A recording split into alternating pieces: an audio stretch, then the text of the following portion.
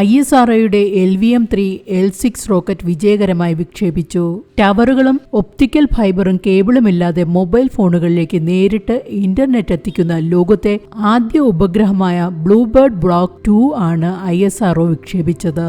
American കമ്പനിയായ AST മൊബൈലിന് വേണ്ടിയാണ് വിക്ഷേപണം നടത്തിയത്. ലോകമെമ്പാടുമുള്ള സ്മാർട്ട് ഫോണുകളിൽ നേരിട്ട് അതിവേഗ സെല്ലുലാർ ബ്രോഡ്ബാൻഡ് ലഭ്യമാക്കുന്ന അടുത്ത തലമുറ ഉപഗ്രഹമാണിത്. ഇതിന്റെ വരവോടെ ഇനി ഡേറ്റ പ്രവാഹം കടലിൽ നിന്ന് ബഹിരാകാശത്തേക്ക് മാറും. മൊബൈലുമായി നിൽക്കുന്നത് മരുഭൂമിയിലോ ഉൾക്കാടിലോ കൊടുങ്കാട്ടിലോ പർവ്വതത്തിലോ ആയാലും അതിവേഗ ഇന്റർനെറ്റ് ലഭ്യമാകും. ഇതോടെ ഇന്റർനെറ്റിനായി ലോകമെമ്പാടും സമുദ്രത്തിന്റെ അടിത്തട്ടിലൂടെ വലിച്ചിരിക്കുന്ന ലക്ഷക്കണക്കിന് കേബിൾ ശൃംഖല സമീപഭാവിയിൽ അപ്രസക്തമാവുകയാണ്. ബ്ലൂബേർഡ് ബ്ലോക്ക് 2 ഉപഗ്രഹം കൃത്യമായി ഭ്രമണപഥത്തിൽ എത്തിച്ചതായി ISRO ചെയർമാൻ V. നാരായണൻ അറിയിച്ചു. അഭിമാന നിമിഷമെന്ന് പറഞ്ഞ അദ്ദേഹം പിന്നിൽ പ്രവർത്തിച്ച എല്ലാവരെയും അഭിനന്ദനം അറിയിക്കുകയും ചെയ്തു.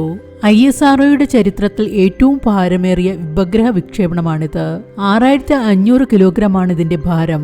ഭൂമിയിൽ നിന്നും 520 കിലോമീറ്റർ അകലെയാണ് ഇതിന്റെ ഭ്രമണപഥം നിശ്ചയിച്ചിരിക്കുന്നത്.